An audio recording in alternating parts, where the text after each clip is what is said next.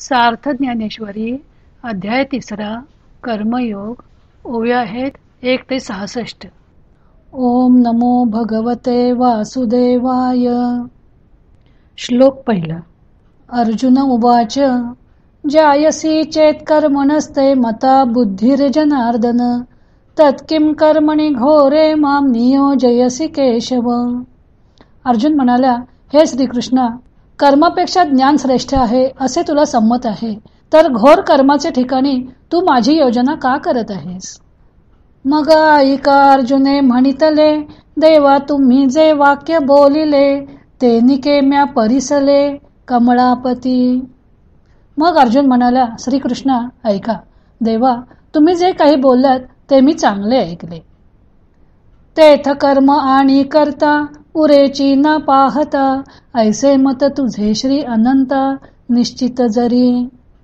श्री अनंता, श्रीकृष्ण, तुमच्या मागील व्याख्यानाचा विचार करून पाहिला असता त्या ठिकाणी कर्म व त्याचा कर्ता हे उरतच नाही, व हेच जर तुझे निश्चित मत असेल तरी माते केवी श्रीहरी म्हणसी पार्था संग्रामू करी ये लाजसी ना महाघोरी कर्मी सुता.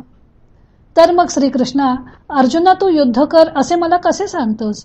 या मोठ्या घोर कर्मामध्ये मला घालताना तुला काही लाज वाटत नाही का? हा गा कर्म तुची अशेष निराकारीसी निशेष तरी मज करवी हे हिंसक का करविसी. अरे, तूच जर सर्व कर्मांचा निषेध करतोस तर मग हे हिंसात्मक कृत्य माझ्याकडून तू का करवून घेतोस? तरी हेची विचारी ऋषिकेशा तू मानू देसी कर्मलेशा आणि येसणी हे हिंसा करवी तू आहासी. तर ऋषिकेशा, याचा तू विचार करून पहा की तू कर्माला मान देऊन माझ्याकडून ही एवढी मोठी हिंसा करवीत आहेस, याचा मेळ कसा घालावा? श्लोक 2. व्यामिश्रैणैव वाक्येन बुद्धिं मोहयसी वमे तदेकं वद निश्चित्य येन श्रेयोहम आपनुयाम. घोटाळ्याच्या दिसणाऱ्या या भाषणाने माझ्या बुद्धीला मोह पडल्यासारखे झाले आहे, तर ज्याच्या योगाने मला हित प्राप्त होईल असे एक निश्चित करून मला सांग. देवा तुवाची ऐसे बोलावे तरी आम्ही नेणती काय करावे आता संपले म्हणपा आघवे विवेकाचे. श्रीकृष्णा, तूच असे असंबद्ध बोलू लागलास तर मग आमच्यासारख्या अजाण माणसाने काय करावे? आता सारासार विचार जगातून पार नाहीसा झाला आहे असे म्हणेनास का? हा गा उपदेश जरी ऐसा तरी अपभ्रंशू तो कैसा आता पुरला आम्हा दिवसा आत्मबोधाचा. अरे, याला जर हित सांगणे म्हणायचे तर मग भ्रम उत्पन्न करणारे भाषण याहून वेगळे ते काय राहिली? आता आमची आत्मबोधाची इच्छा चांगलीच पुरली म्हणायची. वैद्युपथ्य वारू निजाये मग जरी आपणची विषसूये तरी रोगिया कैसे निजिये सांगे मज. वैद्याने प्रथम रोग्याने काय खावे व काय खाऊ नये हे सांगून गेल्यावर मग त्यानेच जर रोग्यास विष दिले तर मग तो रोगी कसा वाचावा हे मला सांग बरं. जैसे आंधळे सुईचे आव्हाटा कामाजवन दीजे मरकटा तैसा उपदेशू हा गोमटा बोढवला आम्हा. आंधळ्याला जसे मुद्दाम आडमार्गात घालावे किंवा आधीच माकड आणि त्यात त्याला मादक पदार्थ पाजावा, त्याप्रमाणे तुझा हा उपदेश आम्हाला चांगला लाभला आहे. मी आधीची काही नेणे वरी कवळिलो मोहे येणे श्रीकृष्ण विवेकू या कारणे पुसिला तुझ. मला अगोदरच काही समजत नाही, शिवाय या भ्रमाने मला घेरले आहे, म्हणून कृष्णा तुला सारासार विचार पुसला होता. तव तुझी एक एक नवाई एथ उपदेशा माझी गोवाई तरी अनुसरली या काई ऐसे कीजे. पण तुझे एक एक पाहावे तर सर्व आश्चर्यच आहे. इकडे उपदेश करतोस आणि त्यात घोटाळ्यात घालतोस, तर तुझ्या उपदेशाप्रमाणे चालायचे असा ज्यांचा विचार आहे त्यांच्याशी तू असे का वागावेस? आम्ही तनु मनु जीवे तुझी या बोला वोटंगावे आणि तुवाची ऐसे करावे तरी सरले म्हण. आम्ही शरीराने मनाने व जीवाने तुझ्या शब्दावर अवलंबून राहावे आणि तूच असे भलतेच करावेस तर मग सर्व संपले म्हणायचे. आता ऐसिया परिबोधिसी तरी निके आम्हा करिसी एथ ज्ञानाची आस कायसी अर्जुन म्हणे. आता याप्रमाणे जर तू उपदेश करणार असशील तर मग आमचे चांगलेच कल्याण करतोस असे म्हणायचे. अर्जुन म्हणाला, आता येथे ज्ञान मिळण्याची आशा कशाची? तरी ये जाणीवेचे तरी सरले परी आणिक एक असे जाहले जे थिते हे डहुळले मानस माझे. ज्ञान मिळवण्याची गोष्ट तर खरोखरच संपली, पण यात असे एक झाले की माझे निश्चित असलेले विचार यामुळे गडबडले. तेवीची श्रीकृष्णा हे तुझे चरित्र काही नेणिजे जरी चित्त पाहसी माझे येणे मिशे. त्याचप्रमाणे श्रीकृष्णा तुझे हे चरित्र काही समजत नाही. कदाचित या निमित्ताने तू माझे मन पाहतोस की काय ते न कळे. ना तरी झकवी तू आहासी माते की तत्वची कथिले ध्वनिते हे अवगमिता निरुते जाणवे ना. अथवा तू आम्हाला फसवीत आहेस किंवा गुढार्थाने तत्वज्ञानच सांगितले आहेस हे विचार करून पाहिले तरी निश्चित असे काहीच समजत नाही. म्हणून आई के देवा हा भावार्थू आता न बोलावा मज विवेकू सांगावा मराठाजी. एवढ्या करता देवा ऐक, हा उपदेश गुढार्थाने आम्हाला सांगू नकोस. महाराज, मला तो विचार माझ्या भाषेत मला समजेल असा सोपा करून सांगावा.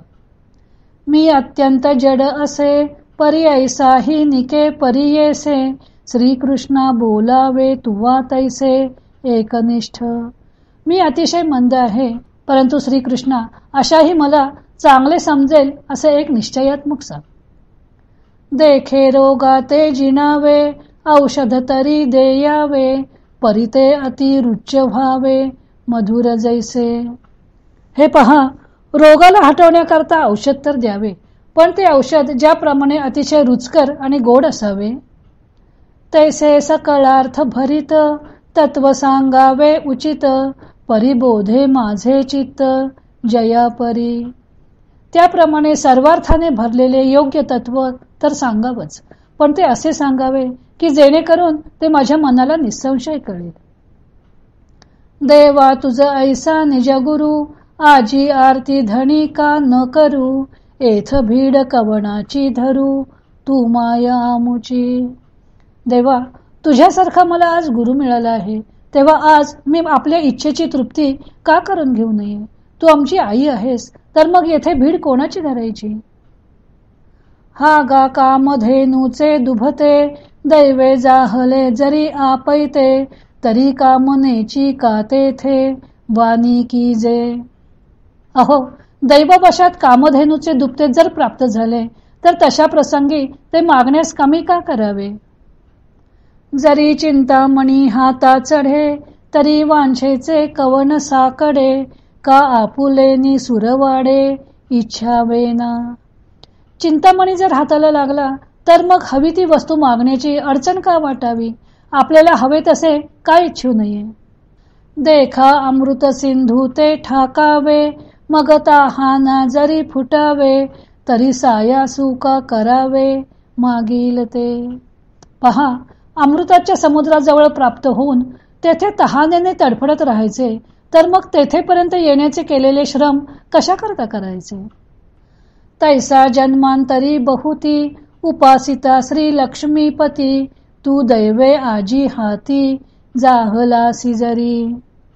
त्याप्रमाणे श्रीकृष्णा, अनेक जन्मी तुझी सेवा केल्यामुळे तू आज दैववशात जर हाताला लागला आहेस तरी आपुलिया सवेशा कान मागा वासी परेशा देवा सुकाळू हा मानसा पाहला असे.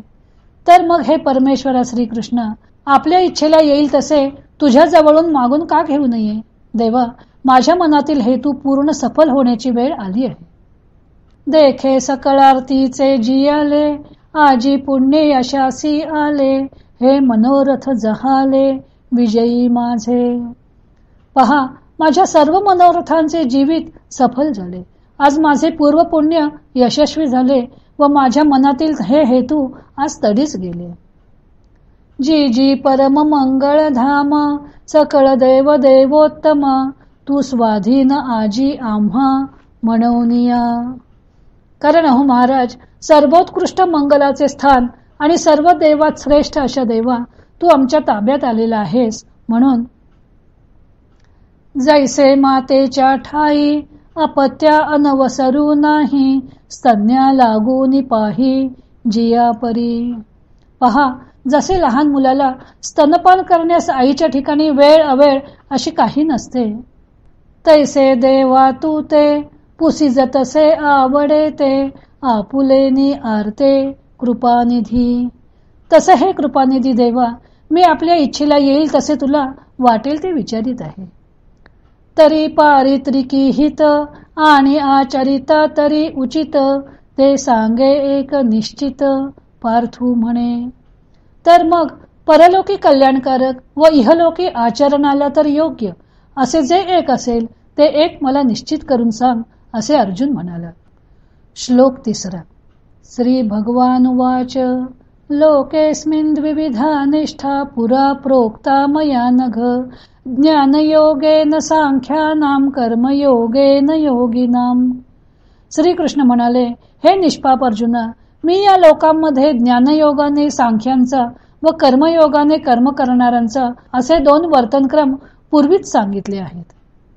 या बोला श्री अच्युतू म्हणतसे विस्मितू अर्जुना हा ध्वनितू अभिप्रावो. अर्जुनाच्या या भाषणाने श्रीकृष्ण आश्चर्यचकित होऊन म्हणू लागले, अर्जुना, आम्ही तुला थोडक्यात मतलब सांगितला. जे बुद्धियोगू सांगता सांख्यमत संस्था प्रकटिली स्वभावता प्रसंगे आम्ही. कारण की निष्काम कर्मयोग सांगत असताना प्रसंगाने सहजच आम्ही ज्ञानमार्गाची व्यवस्था ज्या हेतूने स्पष्ट केली तो उद्देशू तू नेणसीची म्हणून क्षोभलासी वायाची तरी आता जाणे म्याची उक्त दोन्ही. तो आमच्या प्रतिपादनाचा हेतू तू जाणला नाहीस म्हणून उगीच रागावला आहेस. तर आता ध्यानात ठेव की हे दोन्ही मार्ग मीच सांगितले आहेत. अवधारी वीर श्रेष्ठा ये लोकी या दोन्ही निष्ठा मजची पासून प्रकटा अनादि सिद्धा. हे वीरश्रेष्ठ अर्जुना, ऐक, या लोकांमध्ये हे दोन्ही मार्ग माझ्यापासूनच प्रकट झालेले आहेत व ते मुळापासूनच तसेच चालत आलेले आहेत. एकू ज्ञान योगू म्हणिजे जो सांखी अनुष्ठिजे जेथ ओळखी सवे पाविजे तद्रूपता. त्यापैकी एकाला ज्ञानयोग म्हणतात व त्याचे आचरण ज्ञानी लोक करतात आणि त्याने ओळखीबरोबर परमात्म रूपाशी तन्मयता प्राप्त होते. एक कर्मयोगू जाण जेथ साधक जन निपुण होऊन या निर्वाण पावती वेळे. दुसरा तो कर्ममार्ग समज जेथे साधक लोक निष्णात होऊन परमगतीला पावतात परंतु ते काही कालाने पावतात. हे मार्गू तरी दोन्ही परी एकवटती निदानी जैसी सिद्ध साध्य भोजनी तृप्ती एक. हे मार्ग तर 2 आहेत परंतु ते शेवटी एकाच ठिकाणी येऊन मिळतात. ज्याप्रमाणे तयार असलेल्या व तयार करावयाच्या अशा दोन्ही जेवणात सारखीच तृप्ती असते. का पूर्वा पार सरिता भिन्न दिसती पाहता मग सिंधू मिळणी ऐक्यता पावती शेखी. किंवा पूर्वेकडून व पश्चिमेकडून वाहणाऱ्या नद्या पाहिल्या तर वाहताना वेगवेगळ्या दिसतात, मग समुद्रात मिळाल्या असता शेवटी एकच होतात. तैसी दोन्ही मते सुचिती एका कारण ते परी उपास्ती ते योग्यते अधीन असे. त्याप्रमाणे ज्ञानयोग व कर्मयोग हे मार्ग जरी 2 आहेत तरी ते एकाच साध्याला सुचवतात परंतु त्यांचे आचरण करणे आचरणाऱ्याच्या योग्यतेवर अवलंबून असते. देखे उत्प्लवना सरिसा पक्षी फळासी झोंबे जैसा सांगै नरू केवी तैसा पावे वेगा. हे पहा, पक्षी उड्डाणाबरोबर ज्याप्रमाणे फळाला बिलगतो परंतु त्याप्रमाणे मनुष्याला त्या वेगाने ते फळ कसे प्राप्त करून घेता येईल सांग बरं. तो हळूहळू ढाळे ढाळे केऊते निये के वेळे तया मार्गाचे निबळे निश्चित ठाकी. तो हलके हलके एका फांदीवरून दुसऱ्या फांदीवर जात जात काही वेळाने त्या मार्गाच्या आधाराने त्या फलापर्यंत खात्रीने पोचतो. तैसे देख पाविहंग ममते अधिष्ठुनी ज्ञानाते सांख्य सद्य मोक्षाते आकळिती. पहा, तसे विहंगम मार्गाने ज्ञानमार्गाचा आश्रय करून ज्ञानी तत्क्षणीच मोक्ष आपल्या स्वाधीन करून घेतात. ये रयोगी ये कर्माधारे विहितेची निजाचारे पूर्णता अवसरे पावते होती. दुसरे जे कर्मयोगी ते कर्ममार्गाच्या आश्रयाने वेदात सांगितलेला आपला आचारच पाळून काही कालाने पूर्णतेस पोचतात. श्लोक 4. न कर्माणाम अनारंभान नैष्कर्म्यम पुरुषोष्णुते न च संन्यसनादेव सिद्धिम समधी गच्छति. कर्म न केल्याने पुरुषाला कर्मशून्यत्व प्राप्त होत नाही, कारण केवळ प्राप्त कर्मसन्यासाने नैष्कर्म्य सिद्धी प्राप्त होत नसते. वाचोनी कर्मारंभ उचित न करिता सिद्धवत कर्महीना निश्चित होई जेना. शिवाय योग्य कर्माचा आरंभ न करताच कर्महीनाला सिद्धाप्रमाणे निष्कर्म निश्चयाने होता येणार नाही. की प्राप्त कर्म सांडीजे ये तुलेनी नैष्कर्म्य होईजे हे अर्जुना वाया बोलीजे मूर्खपणे.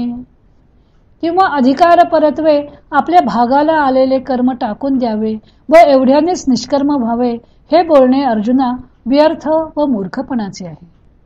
सांगे पैलती राजावे ऐसे व्यसन का जेथ पावे तेथ नावे ते त्यजावे घडे केवी.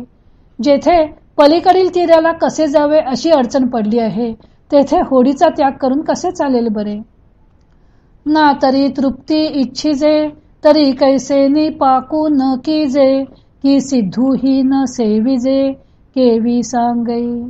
अथवा जर भोजनापासून तृप्तीची इच्छा करायची तर स्वयंपाक न करता कसा चालेल, किंवा तयार असलेला स्वयंपाक न सेवन करता कसा चालेल सांग बरं. श्लोक 5. नहि कश्चित क्षणमपि जातु तिष्ठत्य कर्मकृत कार्यते ह्यवशः कर्म सर्व प्रकृती जैर्गुणैः. कारण काहीतरी कर्म न करता क्षणभर देखील कोणीही केव्हाही राहू शकत नाही. प्रकृतीजन्य गुण परतंत्र अशा प्रत्येकाकडून कर्म करवीत असतात. जव निरार्थता नाही तव व्यापारू असे पाही मग संतुष्टीच्या ठाई कुंठे सहजे. जोपर्यंत निरीच्छता प्राप्त झाली नाही तोपर्यंत कर्म करणे हे राहणारच असे समज, व मग आत्मतृप्ती प्राप्त झाली असता कर्म सहजच थांबते. म्हणून आईके पार्था जया नैष्कर्म्य पदी आस्था तया उचित कर्म सर्वथा त्याज्यनो हे. म्हणून अर्जुना ऐक, ज्याला नैष्कर्म्य स्थितीची तीव्र इच्छा आहे त्याने आपली विहित कर्मे टाकणे मुळीच योग्य होणार नाही. आणि आपुलिये चाडे आपा दिले हे मांडे की त्यजिले कर्म सांडे ऐसे आहे. आणखी असे पहा की आपल्या इच्छेप्रमाणे कर्माचा स्वीकार केला असता ते घडते आणि कर्म सोडल्याने त्याचा त्याग होतो असे आहे काय. हे वायाची सैरा बोलिजे उकलू तरी देखोनी पाहिजे तरी त्यजिता कर्म न त्यजे निभ्रांत मानी. कर्माचा इच्छेनुरूप त्याग करता येतो हे उगाचच काहीतरी बोलणे आहे. याचा नीट विचार करून पाहिले तर कर्म करण्याचे टाकले म्हणजे कर्मत्याग होतो असं नाही हे तू निसंशय समज. जव प्रकृतीचे अधिष्ठान तव सांडी मांडी हे अज्ञान जे चेष्टा ते गुणाधीन आपैसी असे. जोपर्यंत शरीराचा आश्रय आहे तोपर्यंत मी कर्म टाकीन अथवा करीन हे म्हणणे मूर्खपणाचे आहे. कारण की जेवढे म्हणून कर्म घडणे आहे ते स्वभावतः गुणांच्या स्वाधीन आहे. देखै विहित कर्म जे तुले ते सळे जरी ओसंडिले तरी स्वभाव काय निमाले इंद्रियांचे. पहा, जेवढे म्हणून विहित कर्म आहे तेवढे हट्टाने जरी करायचे सोडून दिले तरी इंद्रियांचे स्वभाव नाहीसे झाले आहेत काय. सांगै श्रवणी ऐकावे ठेले की नेत्रीचे तेज गेले हे नासारंध्र बुझाले परिमळूने घे. सांग, कानांनी ऐकण्याचे बंद झाले आहे का? अथवा डोळ्यातील पाहण्याचे सामर्थ्य गेले आहे का? या नाकपुड्या बुजून वास घेईनाशा झाल्या आहेत का? ना तरी प्राणापान गती की निर्विकल्प जाहली मती की क्षुधा तृषादी आरती खुंटलिया. अथवा प्राण व अपान या दोन वायूंच्या क्रिया थांबल्या आहेत का? किंवा बुद्धीने कल्पना करण्याचे सोडले आहे का? किंवा भूक व तहान इत्यादींची पीडा होण्याचे थांबले आहे का? हे स्वप्नावबोधू ठेले की चरण चालो विसरले हे असो काय निमाले जन्म मृत्यू. जागृती व स्वप्न या अवस्था थांबल्या आहेत का? अथवा पाय चालायचे विसरले आहेत का? हे सर्व असू दे, जन्म व मरण संपले आहेत का?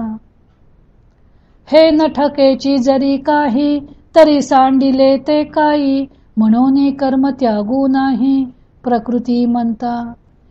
हे जर काही राहत नाही तर मग त्याग तो काय केला? आणि म्हणून शरीराच्या आश्रयाने असणाऱ्यांना कर्मत्याग केव्हाही घडत नाही. कर्म पराधीनपणे निपजतसे प्रकृती गुणे येरी धरी मोकली अंतःकरणे वाहिजे वाया. कर्म हे परतंत्र असल्यामुळे त्या शरीरातील सत्वादी गुणानुसार उत्पन्न होते. म्हणून एखाद्याने मी कर्म करीन अथवा टाकीन असा अंतःकरणात अभिमान बाळगणे हे व्यर्थ आहे. देखै रथी आरूढीजे मग जरी निश्चळा बैसीजे तरी चळू होऊनी हिंडीजे परतंत्रा.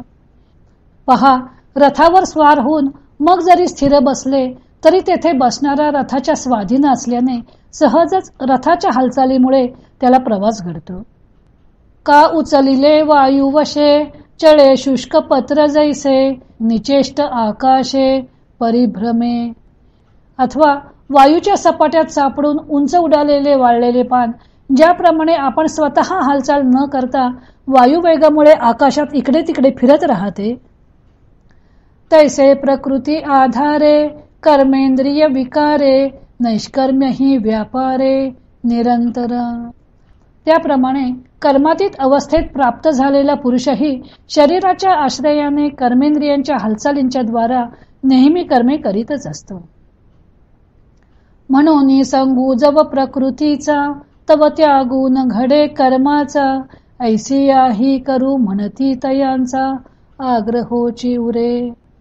म्हणून जोपर्यंत शरीराशी संबंध आहे तोपर्यंत कर्माचा त्याग घडणे शक्य नाही. असे असूनही त्याग करू असे जे कोणी म्हणतील तर त्यांचा तो केवळ हट्ट मात्र उरेल. श्लोक 6. कर्मेंद्रियाणि संयम्य य आस्ते मनसा स्मरन् इंद्रियार्थान विमूढात्मा मिथ्याचारस्य उच्यते. कर्मेंद्रियांचे संयमन करून जो मनात विषयांचे चिंतन करतो तो अत्यंत मूढबुद्धी होय. त्याला दांभिक असे म्हणतात. जे उचित कर्म सांडिती मग नैष्कर्म्य होऊ पाहती परिकर्मेंद्रिय प्रवृत्ती निरोधुनी. जे पुरुष योग्य कर्म टाकतात व त्या योग्य कर्मातीत अवस्थेला पोहोचू पाहतात परंतु केवळ कर्मेंद्रिय प्रवृत्तीला विरोध करूनच. तया कर्म त्यागू न घडे जे कर्तव्य मनी सापडे वरी नटती ते पुढे दरिद्र जाण. त्यास कर्मत्याग तर घडत नाहीच कारण त्यांच्या ठिकाणी कर्तव्य बुद्धी असते. असे असूनही ते बाह्यातकारी कर्मत्यागाचा जो डौल आणतात ते खरोखर दैन्य आहे असे समज. ऐसे ते पार्था विषयासक्त सर्वथा ओळखावे तत्वता भ्रांती नाही. अर्जुना, असे लोक खरोखरच विषयासक्त आहेत असे निसंशय समज.